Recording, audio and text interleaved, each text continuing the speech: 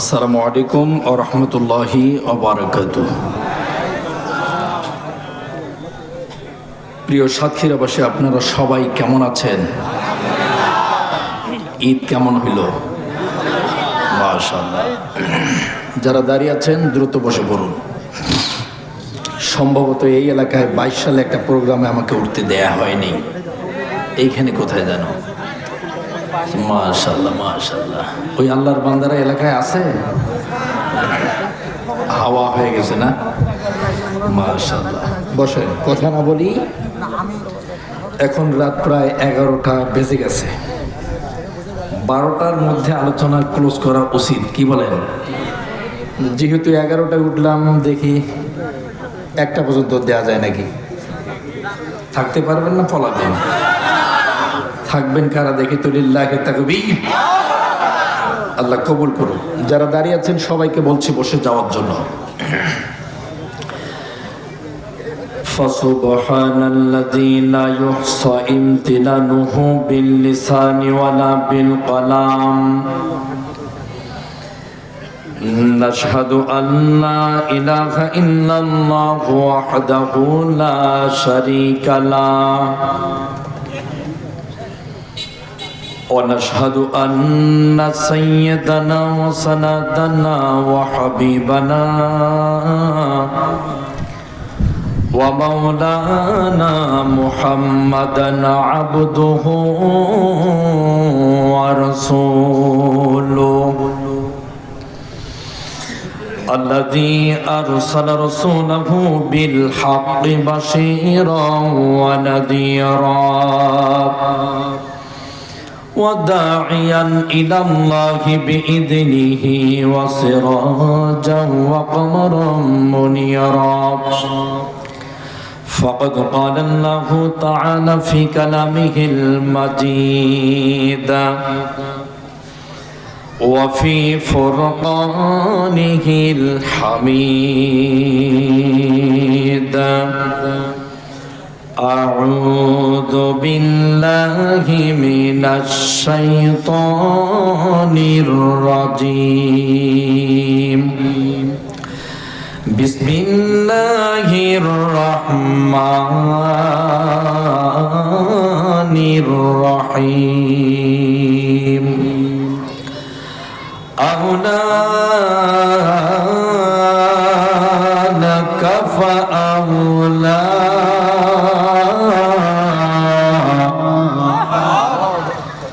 ثم أولى لك فأولى. أيحسب الإنسان أن يترك سدى. صدق الله المولانا العظيم.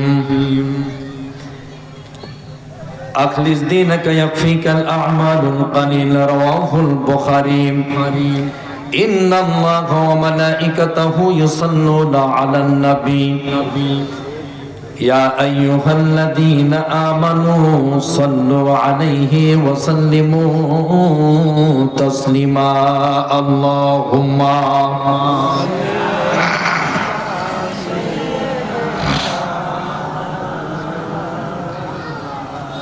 وعلى علي سيدنا.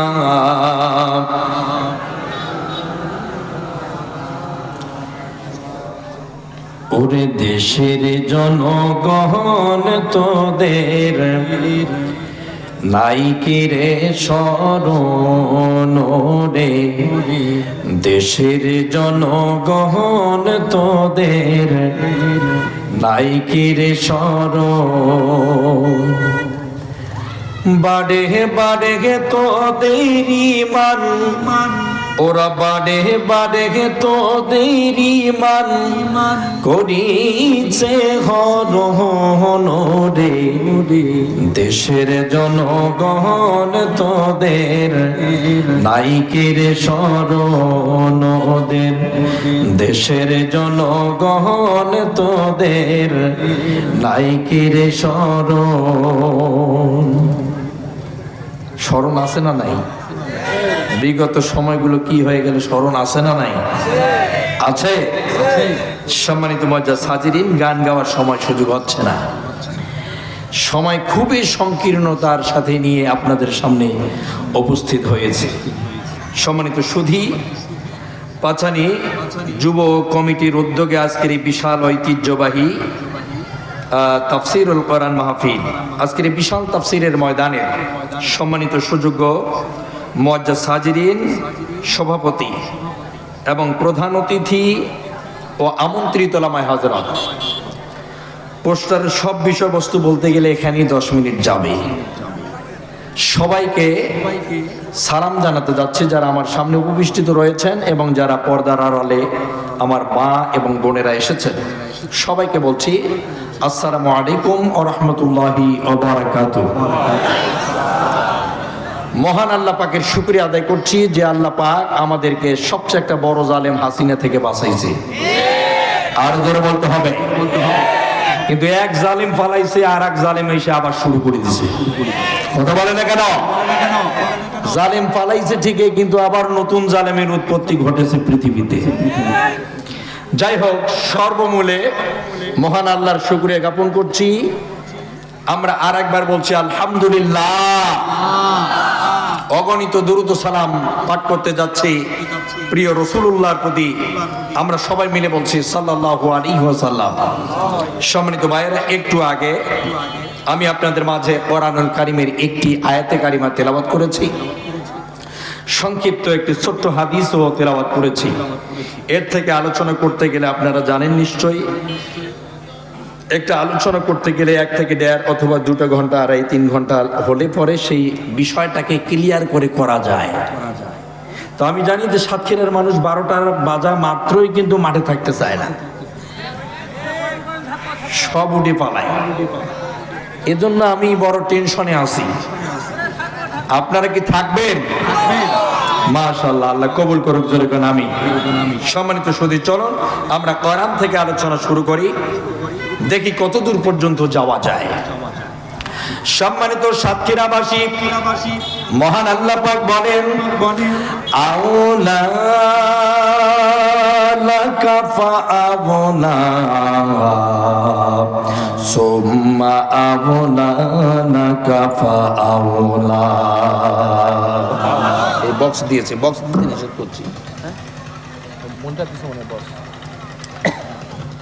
সম্মানিত ভাইয়েরা, মহান আল্লাহ পাক বলেন আওলা লাকা ফাআওলা, তোমরা যেইভাবেই ষড়যন্ত্র করো না কেন, সুম্মা আওলা লাকা ফাআওলা, আমি আল্লাহ রাব্বুল আলামিন তার পাল্টা জবাব দেব ভিন্ন ভাবে।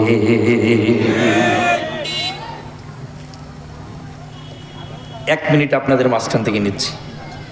বারবার বলি, প্রতিটি প্রোগ্রামে আমার কোনো স্টেজে বক্স দেবেন না, আমার ডিস্টার্ব হয়, শুধু মাইকটা দিয়ে দেন।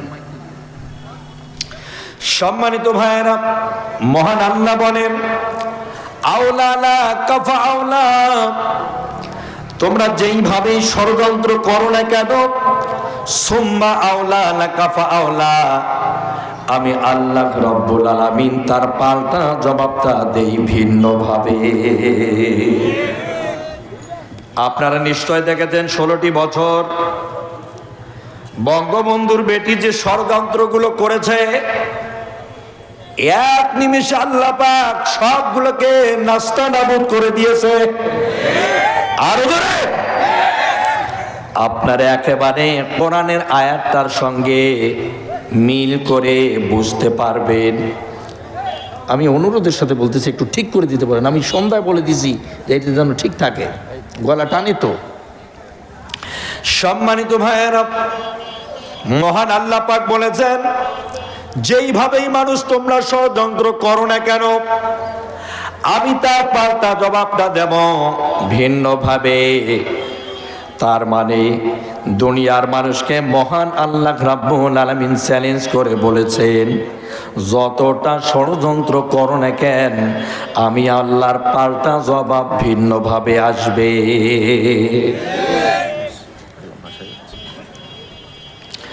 সম্মানিত ভাইয়েরা, আজ বাংলাদেশে যে অবস্থা, ফিলিস্তিনির চেয়ে বড় কঠিন দুর্দশা।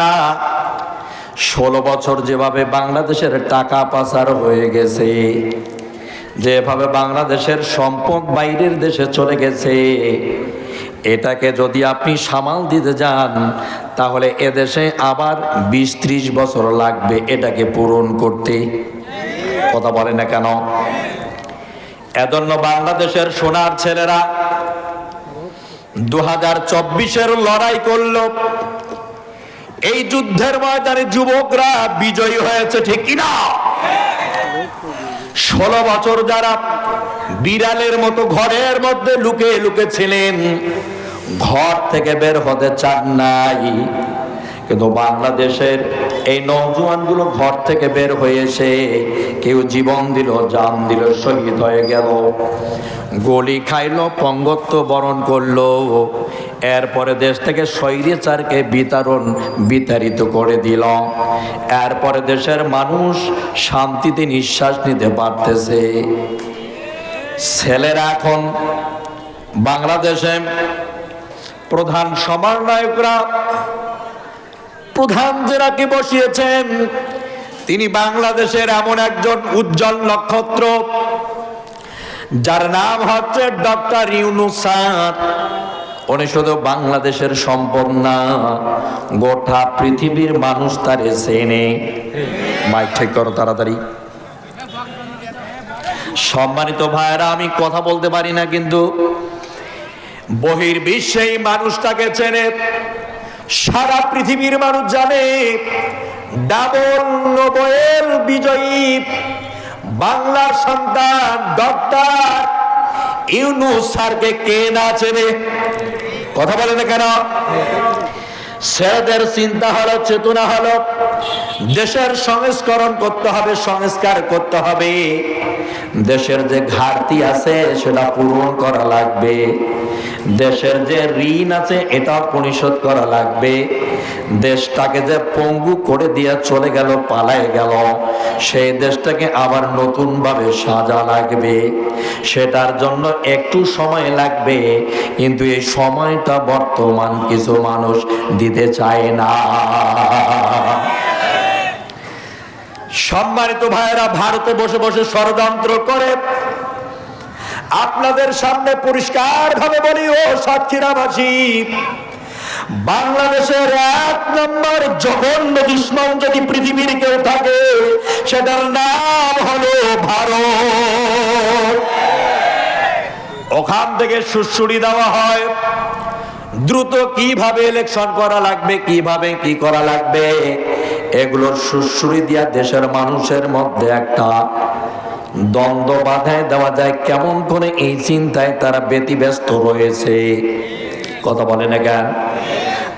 সাতক্ষীরার মানুষ, আপনাদের বলি যে স্যারে ডক্টর ইউনূস স্যার বসেছেন, ওই স্যারে বাংলাদেশের যে কোনো দলের প্রধানকে যদি আপনি বসাতেন, তাহলে ভারত এক থাপড়ায় দাঁতগুলো ফালায় নামাই দিত। একবার লাথি মেরে নামাই দিত। আগে ভারতের ষড়যন্ত্র ছিল বাংলাদেশকে নিয়ে, শুধু নদীকুল নয়, শুধু তিস্তা ব্যারেজ নয়, প্রত্যেক দিন এমন কোন রাত দিন ছিল না যে বাংলাদেশের মানুষকে গুলি করে ওই ভারতের বেড়াকাটায় আটকিয়ে রাখতো না। রাখে নাই। প্রত্যেকটা দিন বাংলাদেশের সেনাবাহিনী, নৌবাহিনী, বর্ডার গার্ড, ভারতের বিএসএফের সঙ্গে প্রতিটা দিন যুদ্ধ হয়, গোলাগুলি হয়, মারামারি হয়, প্রতিটা দিন ষড়যন্ত্র চালিয়ে গেছে। এখন সব ষড়যন্ত্র বাদ দিয়ে শুধু একটার পিছনে লেগে গেছে, যেভাবে হোক দেশের যাতে সংস্কার না হয়, তাড়াতাড়ি যেন ইলেকশন দিয়ে একটা গন্ডগোল বাধায় দিয়া দেশটাকে আফগানিস্তানের মতো শেষ করে দেওয়া হয়, আর ফিলিস্তিনের মতো যেন ধ্বংস করা যায়। এই ব্যতি ব্যস্তই তারা পাগল পাড়া। সাতক্ষীরাবাসী, একটু আপনি লক্ষ্য করেন, একটু আপনি চিন্তা করেন, বহির্বিশ্বে যেখানেই যাচ্ছে সেখানেই বাংলাদেশের নাম উজ্জ্বল করে আসছে। আসে নাই? এতে কয়েকদিন আগে এই আমেরিকায় ইলন মাস্কের সঙ্গে দেখা করার কথা, ভারতের মোদির কূটনৈতিক একটা পরামর্শ করার কথা ছিল, কিন্তু তার আগেই আপনার আমার বাংলাদেশের ছোট্ট একটি দেশের প্রধান ডক্টর ইউনূস ও যাওয়ার আগে কাম ছেড়ে দিয়ে চলে আসছে। কথা বলে না কেন? কূটনীতি কারে বলে আপনি জানেন? বাংলাদেশকে চালাতে গেলে 300 এমপি মন্ত্রী লাগে না, একজন ডক্টর ইউনূসই যথেষ্ট। আগে দেশের সংস্কার হবে, আগে তিস্তা ব্যারেজের বিষয় দেখতে হবে, এরপরে দ্বিতীয়ত বর্ডারে প্রত্যেক দিন আপনার আমার সন্তানকে গুলি করে মারা হয়, এটাকে তারপরে বন্ধ করা লাগবে। এরপরে দেশের বিভিন্ন জায়গায় বিভিন্ন ভাবে ষড়যন্ত্র হয়, সেগুলোকে রুখে দিতে হবে।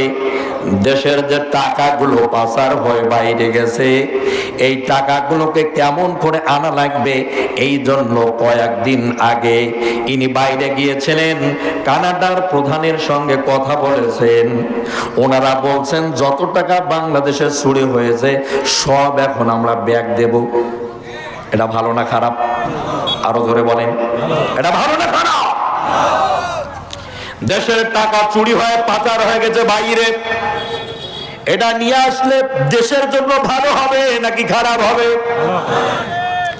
এরপরে গরমের দিনে দেখা যায় এবং শীতের সময়ের ব্যাপারটা, বর্ষাকালের যে বিষয়টা, আমাদের উত্তরবঙ্গে ডালিয়া তিস্তা ব্রিজের পাশ দিয়ে ভারতের পানি আসে, পানি এসে চিটাগাং কুমিল্লা আপনার গাইবান্ধা উত্তরবঙ্গের মানুষগুলোকে হঠাৎ করে পানির মধ্যে ভাসমান করে চুপ বাইয়া ভারত রাখে।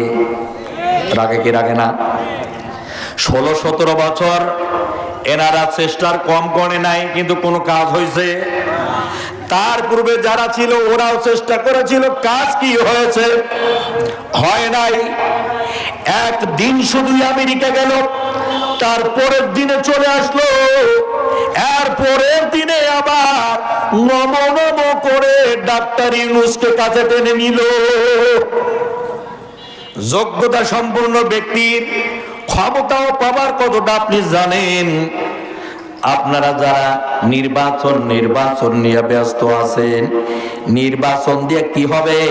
নির্বাচন দিলে না হয় ধরেন আপনি গভর্নমেন্টে চলে আসলেন, আপনি প্রধান হলেন, আপনারা যারা বিগত দিন সামনে যারা আসার চেষ্টা করছেন, সবাইকে আমরা দেখেছি শুধু পেটের ধান্দা। কথা বলে না কেন? জনগণের জন্য কোনো কথা নাই। 1,80,000-এর মতো রোহিঙ্গা, এখন বর্তমান রোহিঙ্গাদেরকে ফেরত নেওয়ার জন্য ওই সেই মায়ানমারের লোকেরা যারা দূর দূর করে তাড়িয়ে দিল, আর নোবেল পাওয়ার আশায় শেখ হাসিনা বাংলাদেশে তাদেরকে জায়গা করে দিল, এখন তাদেরকে ফেরত পাঠিয়ে দিবেন ইনি। আপনারা যদি কিয়ামত পর্যন্ত তপস্যা করতেন, জিকির করতেন, তসবির দানা টিপতেন, এরপরেও কি পাইতো? বিশ্বাস হয় আপনাদের? পাইতো? কোনোভাবে সম্ভব না। সম্মানিত ভাইরা, দেশের শান্তি শৃঙ্খলা এবং নিরাপত্তা, বিচার ব্যবস্থা, এগুলোকে যারা জনগণের স্বার্থে করবে, ওকে আমরা প্রাণ জান দিয়া ভালোবাসি। আর যারা শুধু এইটার জন্য বারবার চাপ দেন, কিছু করা লাগবে না, শুধু এইটা দাও, তার মানে লাইসেন্স দাও, আমরা দুর্নীতি করি, মারি দিয়ে খাই।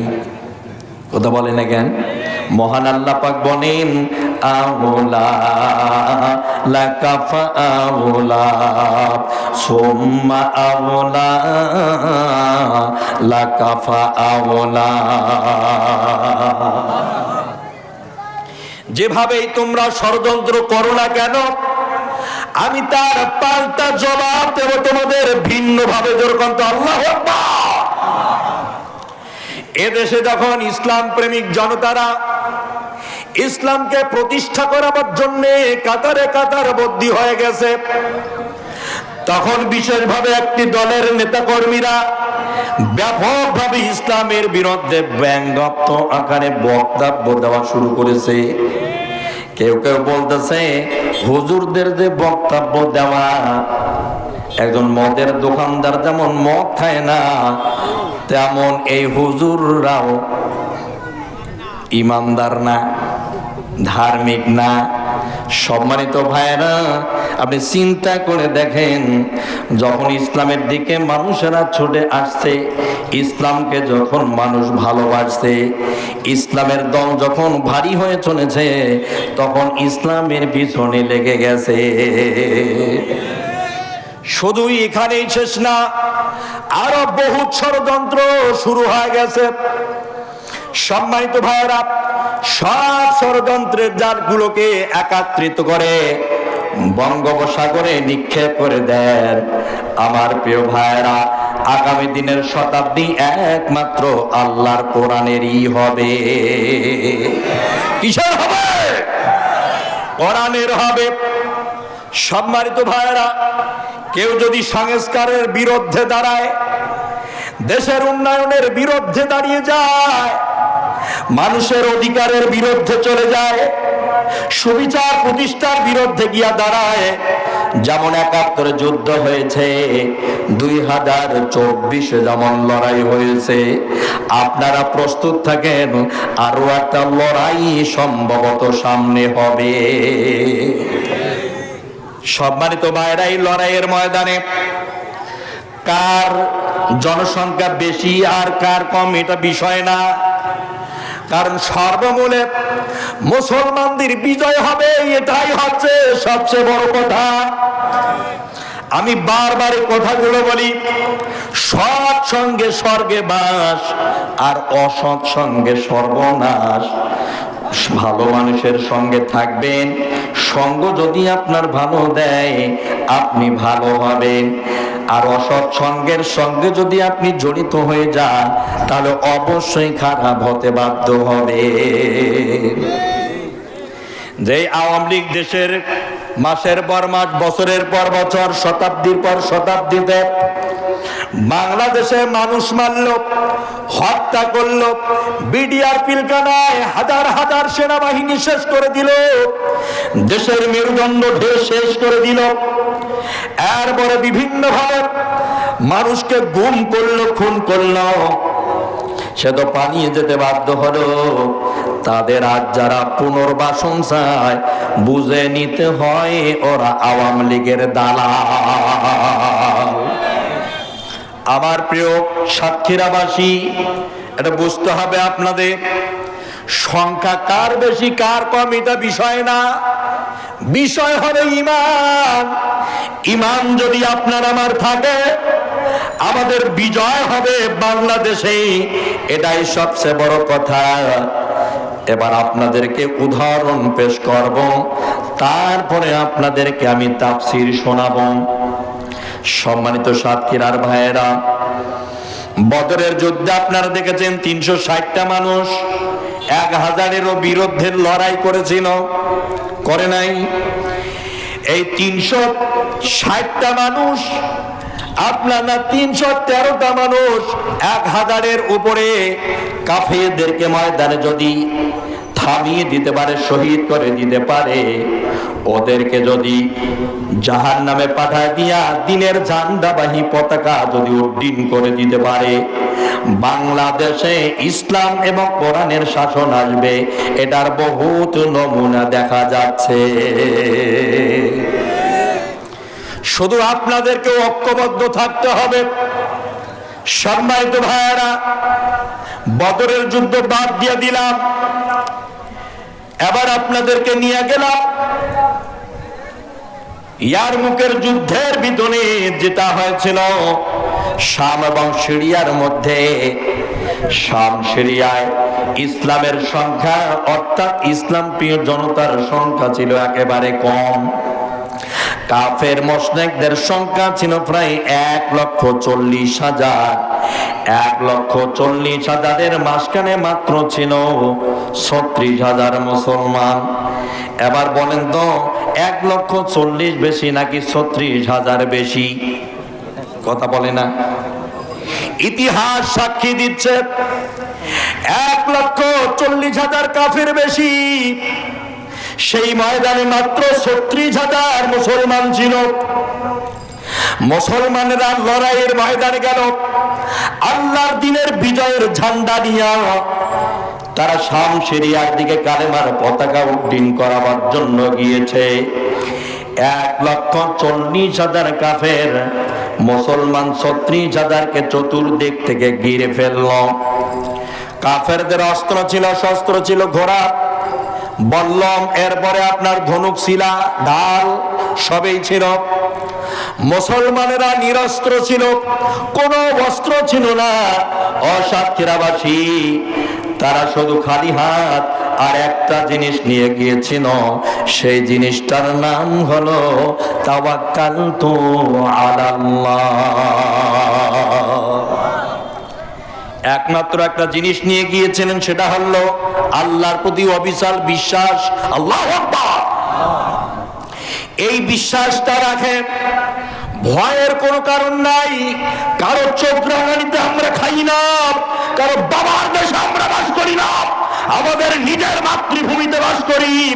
এখানেই আমাদের জন্ম হয়েছে, এখানেই বাঁচতে হবে, এখানেই মরতে হবে, এই মাটিতেই আমাদের কবর হবে।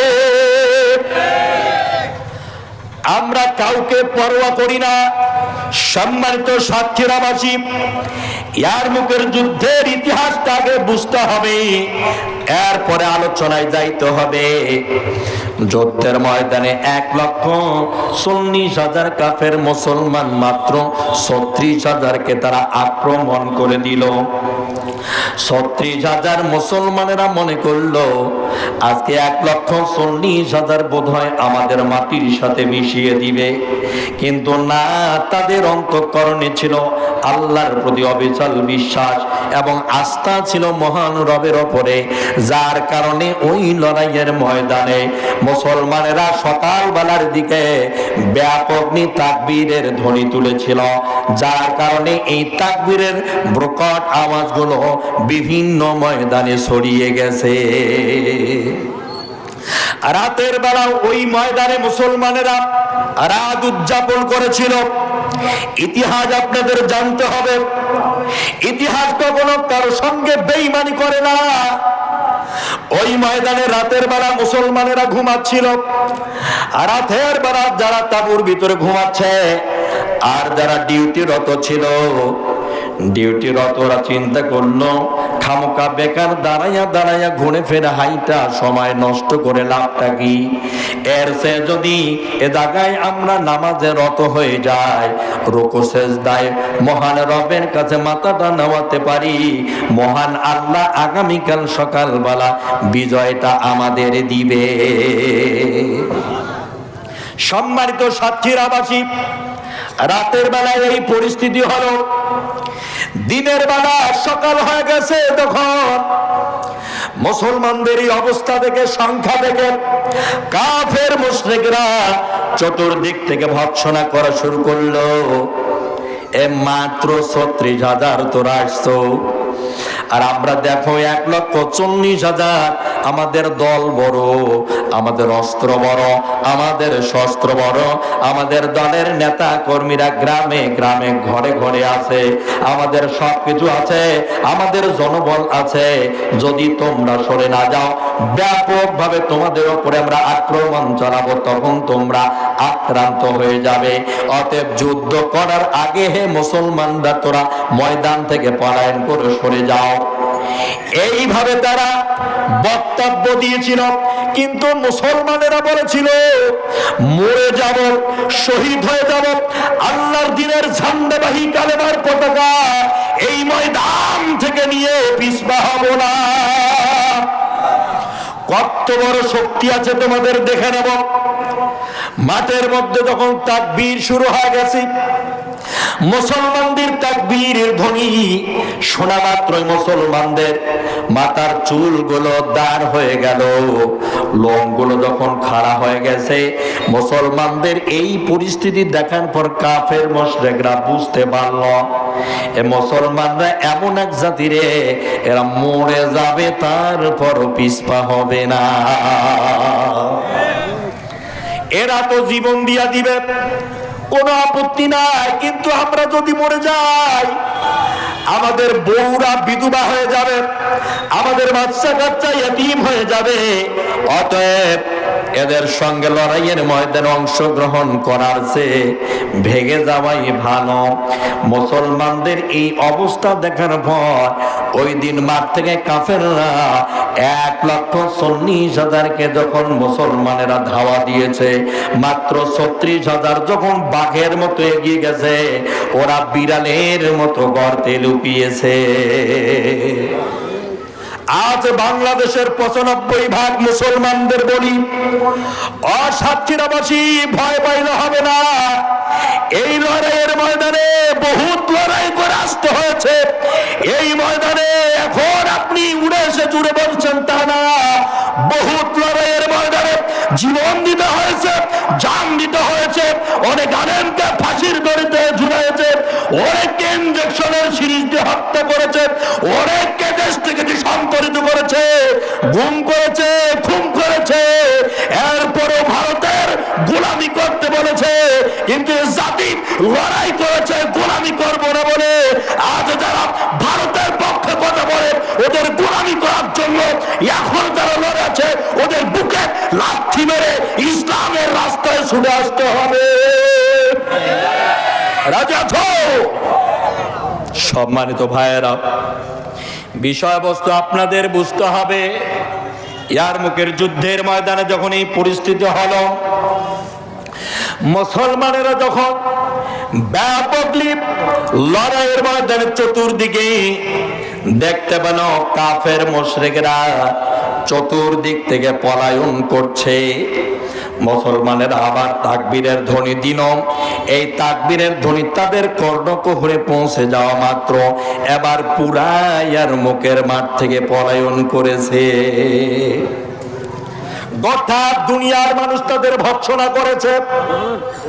এরা পালাতি, এরা পালায়, এরা যুদ্ধের ময়দানে আসার পরে লড়াই করতে পারে না, বরং পিছপা হয়ে যায়। এরা ঘৃণিত জাতি।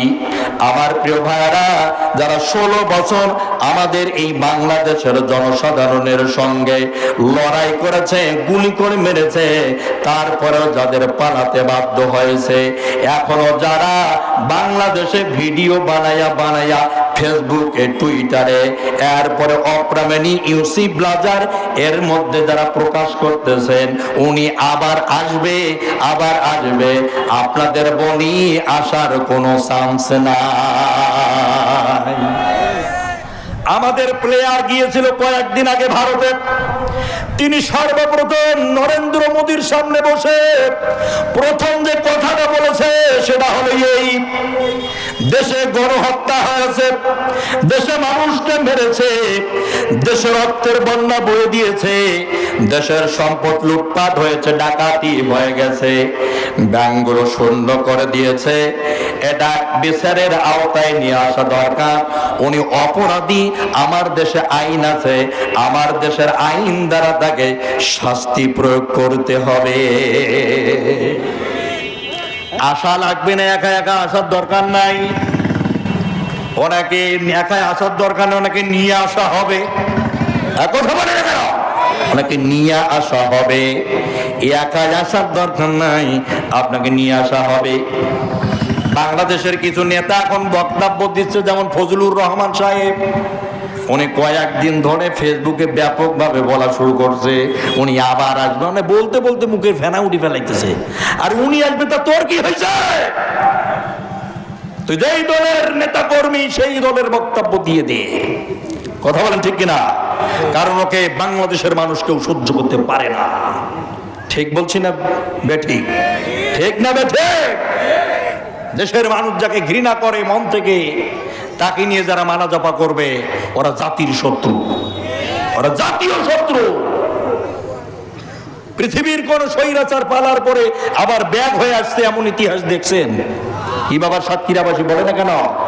দেখছেন আপনারা? দেখেন নাই? যেমন আফগানিস্তানের বাশার আল আসাদ, এই স্বৈরাচারটা পালিয়েছিল, আবার দ্বিতীয়বার এসে কি আফগানে কি শাসক ছিল? এসেছিল? আসেনি। সিরিয়ায় এই বাশার আল আসাদ, আফগানিস্তানে হচ্ছে আশরাফ গনি, আফগানের মাটিতে আশরাফ গনি, সেও পালিয়েছিল। এ ছিল বড় স্বৈরাচার। সে কি দ্বিতীয়বার আসছিল? কথা বলেন, আসছিল? ৬০ লক্ষ ইহুদিকে হত্যা করেছিল কে? হিটলার। সে কি দ্বিতীয়বার আবার আসছিল? কথা বলে না কেন? আসছিল? আসে নাই।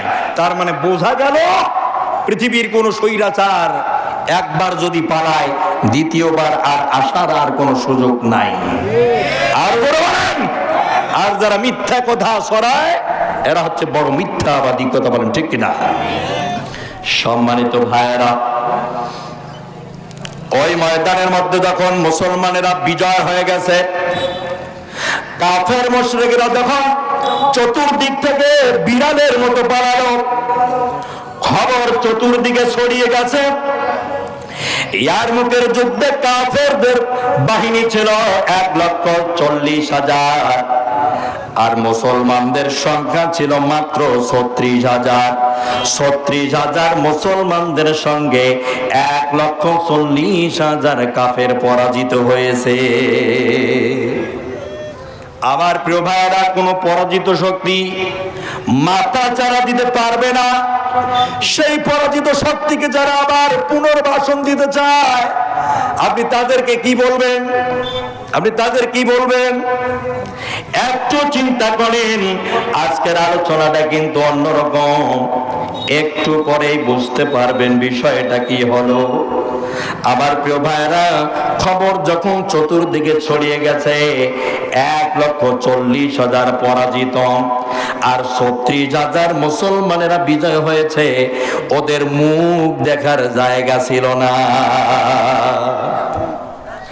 আজ বাংলাদেশে ঈদ উল ফিতর গেল, যারা এতদিনে আমাদেরকে এই অঞ্চলগুলোতে তাফসীরের ময়দানে উঠতে দিত না, ওরা ঈদের মাঠে নামাজ পড়তে পারে নাই। ওরা আজ বাজারে বের হতে পারে না, ওরা আজ রাস্তাঘাটে বের হতে পারে না, ওরা আজ জাতিকে মুখ দেখাতে পারে না।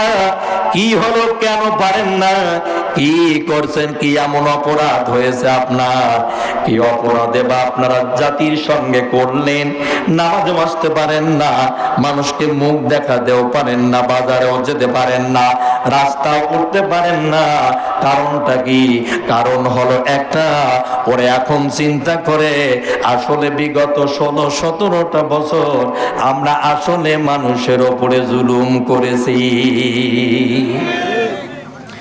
আমার প্রিয় ভাইয়েরা, যারা বারবার এই মসনদগুলোতে আসে জাতির ওপরে জুলুম চাপায়, আমাদের ঘাড়ে বন্দুক রেখে আমাদের ওপরে যারা গুলি ফুটায়, দ্বিতীয়বার বাংলাদেশে তাদের কোনো আর সমর্থন দেওয়া হবে না। আমার প্রিয় সাতক্ষীরাবাসী, এই খবর চতুর্দিকে ছড়িয়ে দেওয়ার পর ওই জায়গার প্রধান যিনি ছিলেন, শামশেরিয়ার যিনি নেতৃত্ব দিয়েছিলেন, তার নাম হলো কায়সার। কায়সারের কাছে দ্রুত খবরটা চলে গেল। কি ব্যাপার জাহাপনা? এমন শক্তিশালী বাহিনী বানাইছেন, ১,৪০,০০০ অস্ত্রে শস্ত্রে ময়দানে গেছে, অথচ মাত্র ৩৬,০০০ মুসলমানের কাছে পরাজিত হয়ে পালিয়েছে। ঠিক কিনা? পরাজিত হয়েছে ৩৬,০০০ মুসলমানের কাছে। কায়সার এবারে ডাক দিয়ে বলল ওদেরকে, কি ব্যাপার? কিভাবে এটা সম্ভব হলো? মুসলমানেরা বিজয় হলো কেমনে?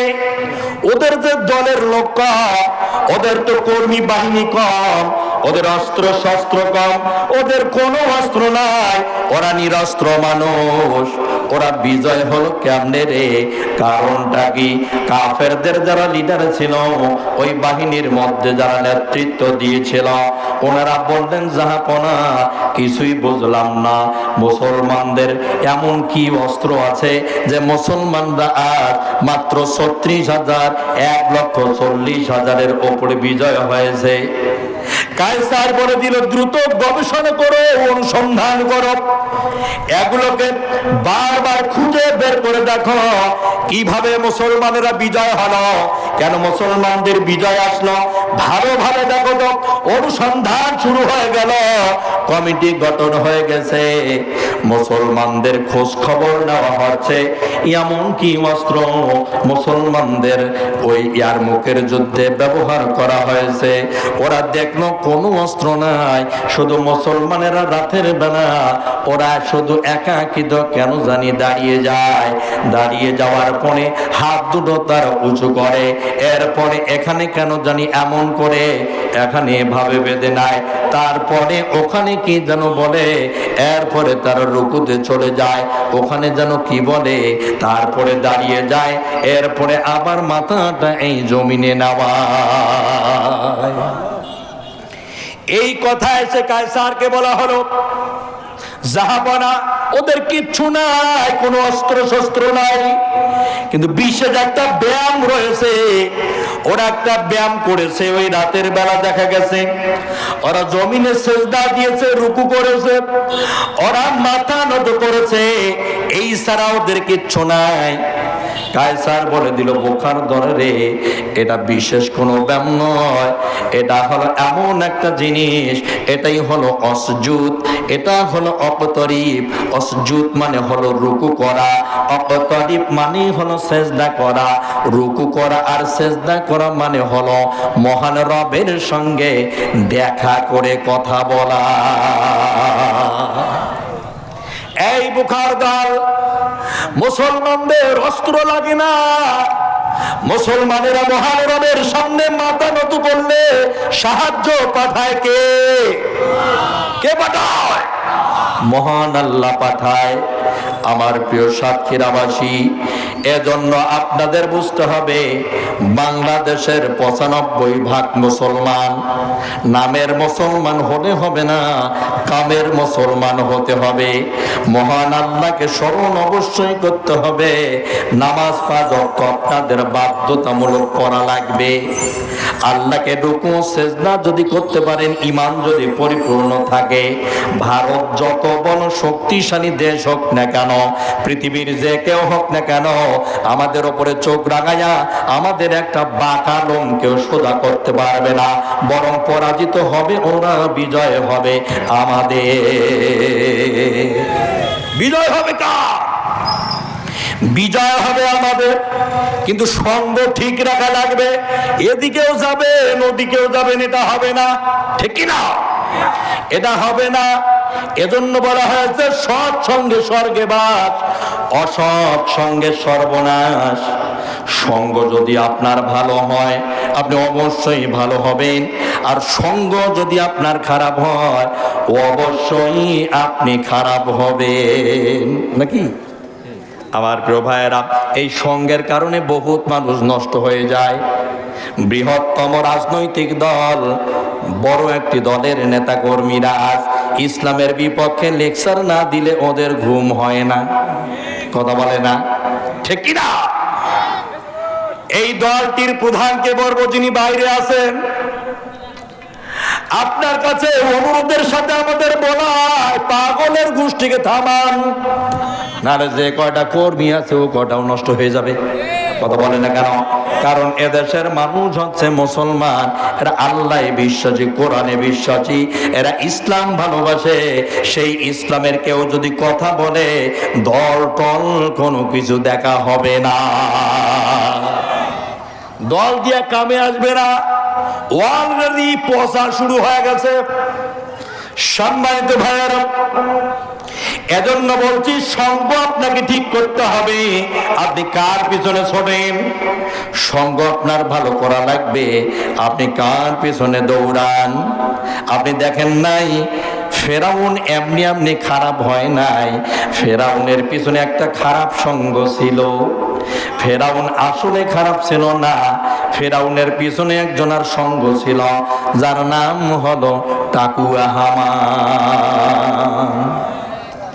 এদের পিছনে যে সঙ্গগুলো রয়েছে, এই সঙ্গগুলো প্রায় ইসলাম বিরোধী। কথা বলে না কেন? প্রায় দেখা যাচ্ছে ইসলামের বিপক্ষে বলে।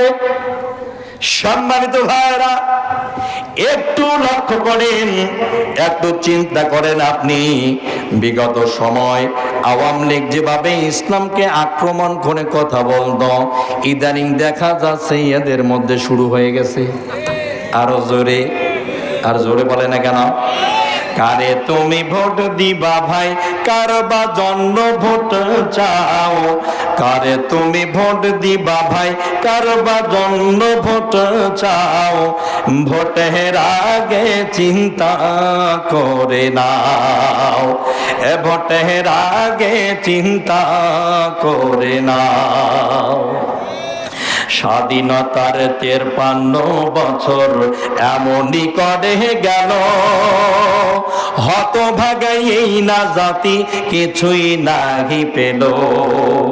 বারে বারে একে দশা তোমার জীবন গেল ফাও, বারে বারে একে দশা মোদের জীবন গেল ফাও।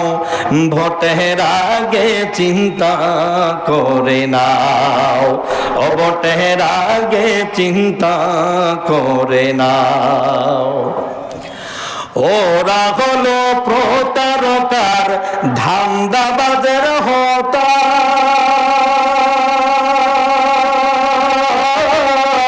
খুন করিয়া হাতে রাঙাইয়া সাজিয়া যায় নেতা। ঠিক না? ওরা হলো প্রতারকার ধান্দাবাজের হতা, খুন করিয়া হাত রাঙিয়া সাজিয়া যায় নেতা। ওদের তালে পড়বি না আর সেই কঠোর সিদ্ধান্ত নাও, ওদের তালে পড়বি না আর সেই কঠোর সিদ্ধান্ত নাও। ভোটের আগে চিন্তা করে নাও, ও ভোটের আগে চিন্তা করে নাও। ঠিক কিনা?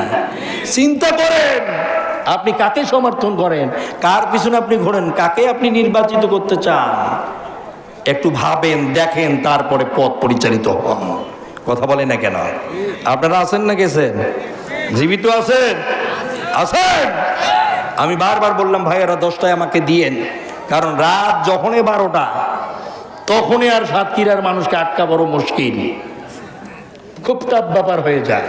এটা আমি আগেও বলে দিয়েছি ফোন করে, প্রায় মাহফিলে এই সমস্যাটা হয়েছে। ঠিক না ভাই? অনেক মানুষে ক্লান্ত থাকে, শ্রান্ত থাকে বিভিন্ন সমস্যার কারণে, যার কারণে যখন শ্রোতা মণ্ডলীর এই অবস্থা হয়ে যায় তখন বক্তাদের কথা বলার মতো কোনো ইমেজ থাকে না, থাকে না। এজন্য আপনাদের বিনত অনুরোধের সাথে বলবো, যে কোনো বক্তাকে নিয়ে আসলে অবশ্যই 10টা থেকে 11টা অথবা 12টা পর্যন্ত সে আলোচনা করবে। 1 ঘন্টা সে প্রেক্ষাপট বলবে, 1 ঘন্টা ইতিহাস বলবে, 1 ঘন্টা কোরআন হাদিস থেকে জাতিকে সে বোঝাবে, তবেই তো হবে আলোচনা। কথা বলেন ঠিক কিনা? এখন আমি কোথায় ধর্ম কোথায় ছাড়বো নিজের কোনো গ্যারান্টি নাই, কারণ পরিস্থিতি দেখার পরে এই অবস্থা। কিভাবে কর্ম আলোচনা? ঠিক না? কি বলেন আপনারা? ভুল বলছি না ঠিক? রাইট। সম্মানিত ভাইয়েরা, এই মানুষগুলো বিভিন্ন জায়গা থেকে আসে। আমাকে অনেকেই ফোন করেছে, হুজুর আজকের ওই প্রোগ্রামে যাব যেখানে 22 সালে আসছিলেন, ওই যে করতে পারলেন ওইখানে আমরা যাব, কিন্তু প্রাণ ভরে আজকে আলোচনা শুনবো। আর আমিও কিন্তু সেই মানসিকতা নিয়ে বসেছি যে আলোচনা আজকে আমি চালাবো, কিন্তু সেই পরিবেশটা হলো না। 10টায় দিতে চাইলেন তখনও দেন, অথবা 10:30টায়, এরপরও তো 1.5 ঘন্টা পাইতাম। কি বলেন? তো 11টায় দিয়ে দিলেন। বলেন তখন করিটা কি, আমি করব কি? এটা কি আমার দোষ? বলেন তো, এটা কি আমার দোষ?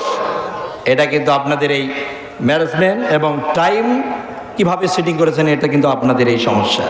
সম্মানিত ভাইয়েরা, আমি আপনাদেরকে উদাত্ত আহ্বান জানাবো, আগামী দিন ইসলামের জন্য একটা কঠিন ও ব্যাপকলি ঝুঁকিপূর্ণ দিন আসতে যাচ্ছে।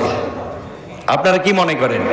আওয়ামী লীগের সময় যেটা ছিল তার সে দ্বিতীয় শক্তি অর্থাৎ দ্বিগুণ পরিমাণ আঘাত ইসলাম প্রেমিক জনতার উপরে আসবে। আমার কথাটা লিখে রাখেন, দেখবেন। কারণ পুরো দেশে ঘুরি, দেশের এই অবস্থা দেখে আমরা বলতে পারি যে বিড়ালটা গাছে ওঠে, ওর লেজটা দেখলে বোঝা যায় যে ও গাছে ওঠে, আর যে ওঠে না তারটা দেখলে বোঝা যায় ও ওঠে না।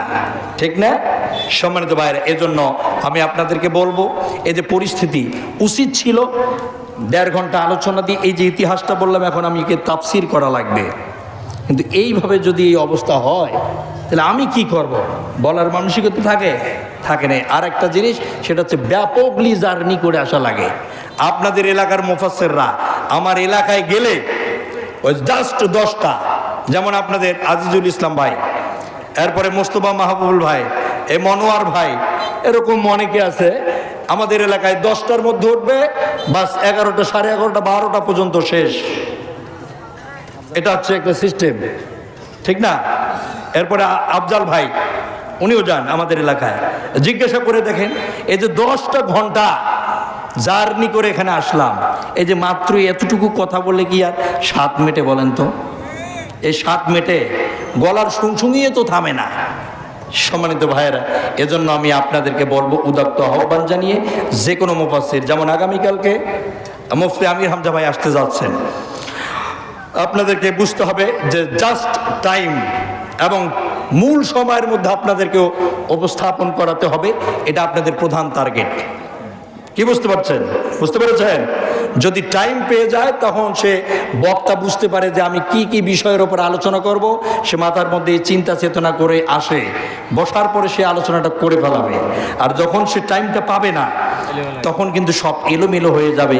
সে কি বলবে না বলবে ও বক্তা নিজেও বুঝবে না। শ্রোতাটা তো দূরের কথা, শ্রোতা বোঝা তো দূরের কথা, বক্তা নিজেই বুঝবে না যে এটা কি বলতে যাচ্ছে।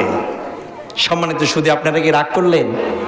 ভাইদের এই যে ত্রুটি, এই ত্রুটিটা আগামী দিনে যাতে এরকম কোনো সমস্যা না থাকে, আমি জন্য আপনাদেরকে আহ্বান জানাবো, এই সমস্যাগুলো দূর করতে হবে।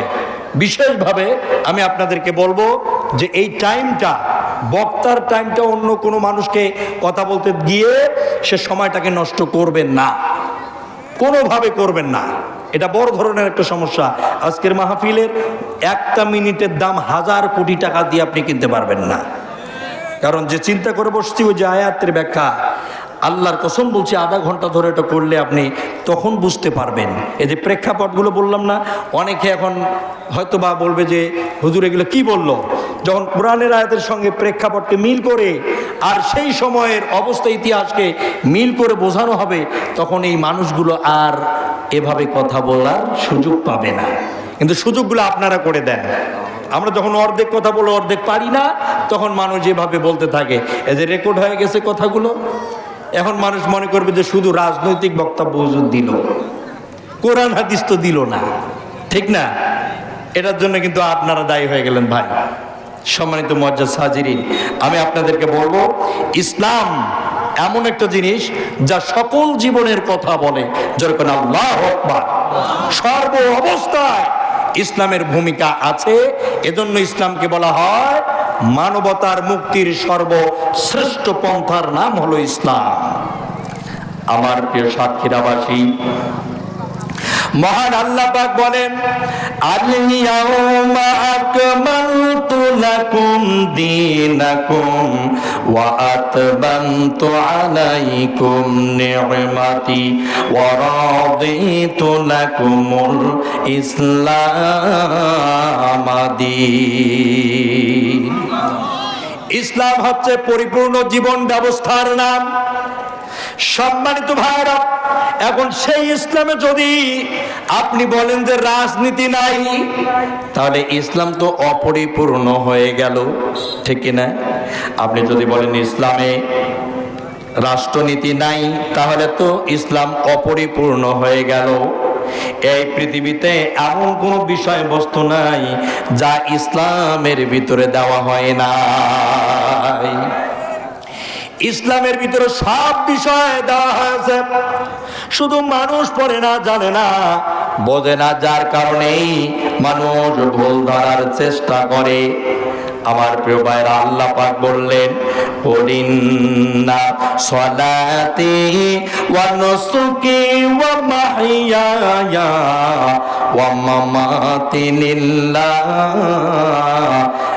রাব্বিল আলামিন।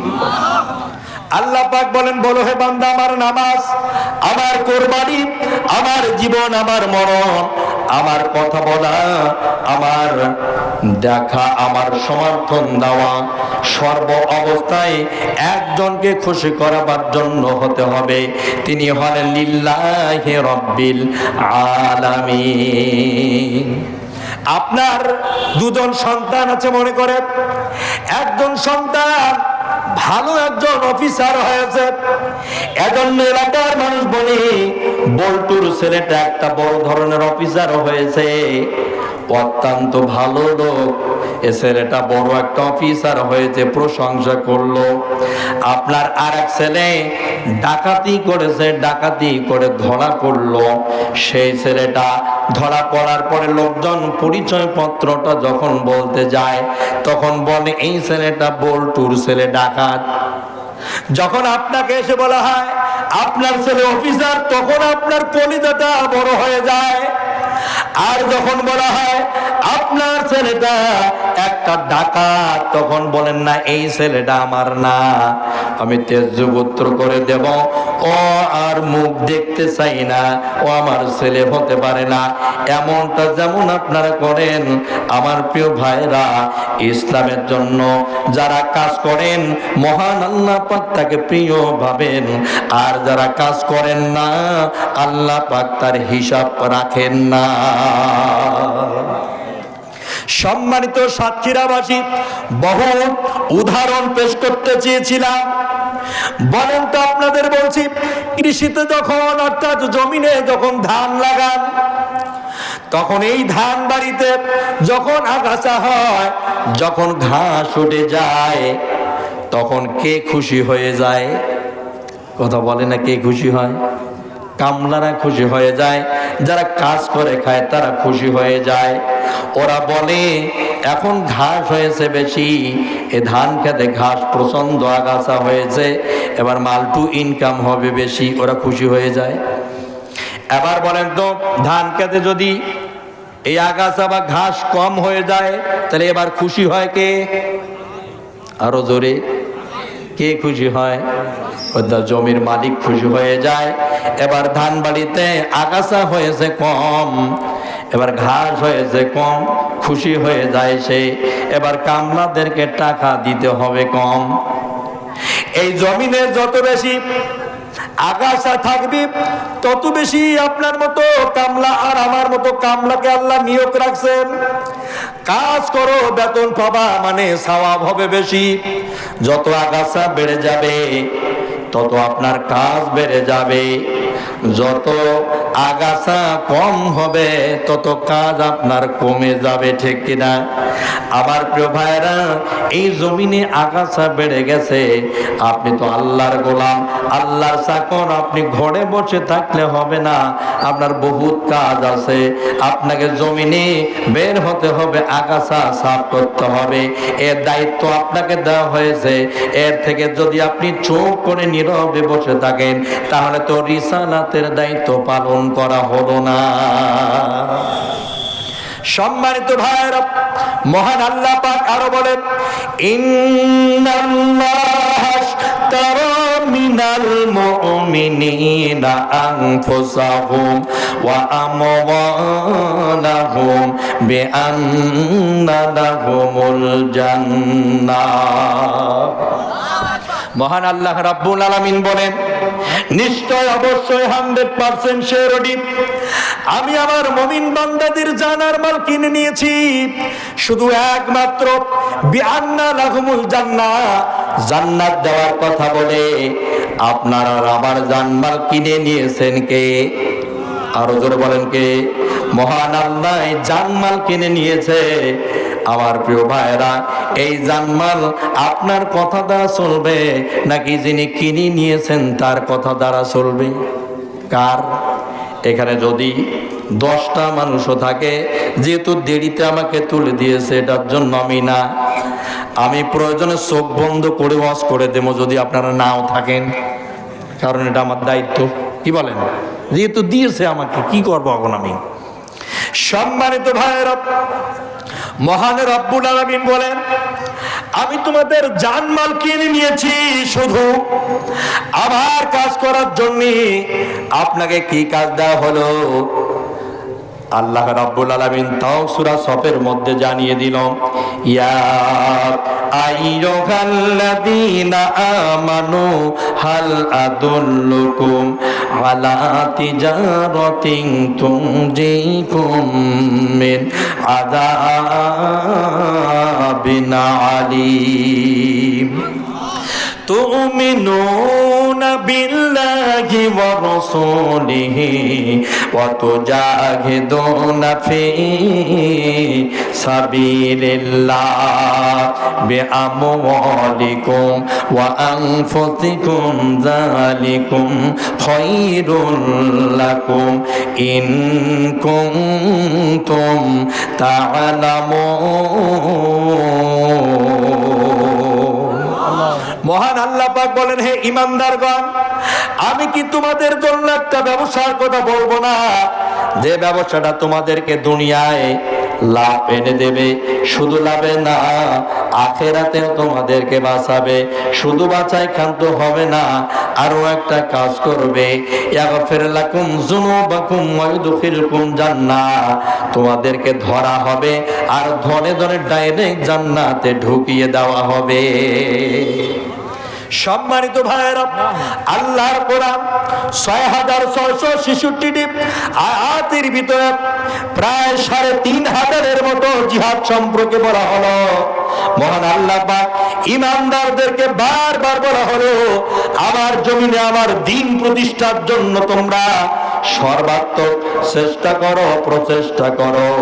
এই চেষ্টা আর প্রচেষ্টা করতে গিয়া যদি কোনো বড় ধরনের বাধা আসে, তাহলে সেটার মোকাবেলা করো।